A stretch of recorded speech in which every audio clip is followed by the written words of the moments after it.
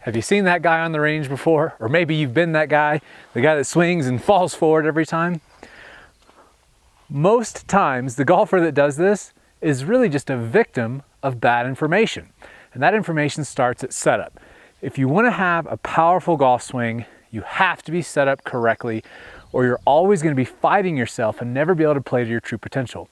And one of the biggest fallacies out there in golf instruction today is that you should set up on the balls of your feet. Raise your hand if you've heard that before. Almost everybody has, and it's still commonly taught. And yet it's one of the most detrimental things that you can do to your setup, because not only is it going to cost you power, but it's going to put you at risk for injury. Let's talk about why that is. If you look at my body from straight down the line, your body's engineered, if you dropped a line down from the center of your ear hole, it would go through the center of your shoulder socket, center of your hip, back of your knee, and center of your ankle. That is the way your body's engineered to bear load the force of gravity. When you set up to a golf ball, you want to align yourself in much the same way as you can with the way your body's designed to bear load, because it's the most stable place for your body to be. But of course, we have all these angles when we hinge from our hips and our knees and all of this stuff, and so that changes. We can't just set up in a straight line. So how do we need to set up for balance and for stability and for power? And that is what I'm going to talk about. As I was talking about from straight on, I said the line goes through the back of your knee and the center of your ankle. It doesn't go through the ball of your foot. If you're set up with the weight on the ball of your foot, and if you're watching this video, I want you to stand up and do this now. Just rock forward gently till your heels start to come up and go back. And as you're doing this back and forth, I want you to settle to where you feel perfectly balanced, where you could stay there all day. You don't feel any stress in your feet. You're just here totally relaxed. You should, if everything is in alignment, feel that your weight goes right through the center of your ankle and right up to the middle of your foot. That's where your body's designed to bear load. When you set up to a golf ball, you want your weight in the exact same spot. If you set up on the ball of your foot, as you saw, as I did there, and I swung and I fell forward, I've got all of this force of the club trying to pull me that direction. Why on earth would I want to set up in a way that's going to make it easier for me to fall forward? Well, that doesn't make any sense at all. I've got all of this force going this way. My body is moving this way to keep me balanced, to counterbalance the force of the club going that way. My weight's going to go back onto my ankles. When I set up, I want to start there. Now you're going to say, well, what about a lot of tour players? They seem to set up on the balls of their feet. Why do they do that? It's a good question.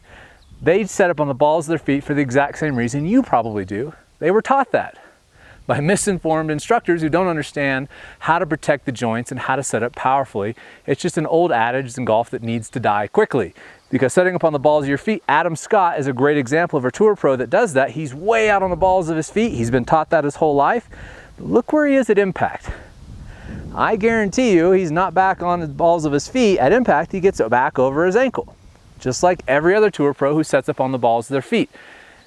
One of the reasons people are taught this is that it's an athletic position. It's a dynamic position. You want to be like a shortstop. Well, shortstop's a great analogy for a lot of things in life. Golf is not one of them. If you're a shortstop, what is your job description? Well, if you're going to be a shortstop, your job description is you need to be able to move in any direction at a moment's notice as quickly as humanly possible. What direction are you going to move? You don't know. That's part of the anticipation why you need to be on the balls of your feet, because you've got to be able to quickly react and move in any direction. In golf, where are you trying to go? You're not trying to go anywhere. In fact, you're trying to do the exact opposite. You're trying to stay centered and be anchored to the ground. Your job description and the shortstop for the New York Yankees are the exact opposites. So setting up like a shortstop or a basketball player has nothing to do with golf. So if somebody tells you to set up like a basketball player, ask them, why would you want me to do that when I'm trying to hit a ball that's not moving and I'm trying to not move so I can be as accurate as humanly possible? So for that matter alone, it doesn't make any sense to set up on the balls of your feet. But also the most important reason is injury prevention, because when you set up on the balls of your feet and you move forward onto the ball of your foot at impact, when you're posting up, all of that stress and load is going right onto your knee joint. Your knee is not designed to pivot and rotate back and forth in the way that you need to in a golf swing. I can do this on my hip socket.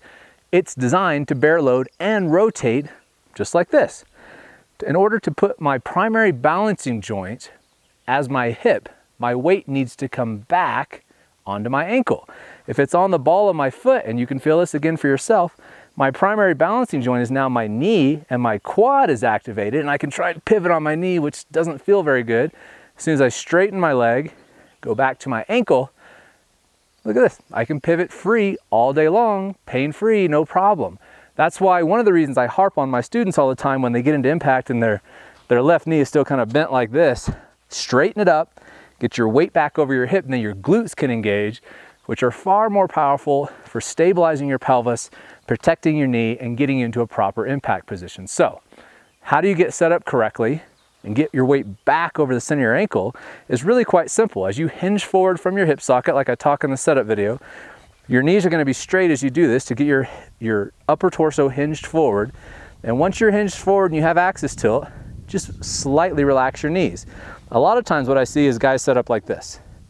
Now I've gone back and activated my quads and I'm back in the same boat. Now technically my weight is over my ankle, but as soon as I come down to impact, I'm going to stand up, and the tendency is going to be for me to stand up onto the balls of my feet. So you just need to slightly relax your knees so that the back of your knee is right over the center of your ankle to the middle of your foot. You don't want to be way back on your heel, that's off balance in the other direction, but you definitely don't want to be forward. You want to think about if I was going to come up and push you from any direction, that it wouldn't change. If I came up and pushed you from your chest, you wouldn't easily fall backwards. If I pushed you from behind, you wouldn't easily fall forward. That's balance, and that's how you need to be set up to a golf ball for a powerful setup position and to get into a powerful impact.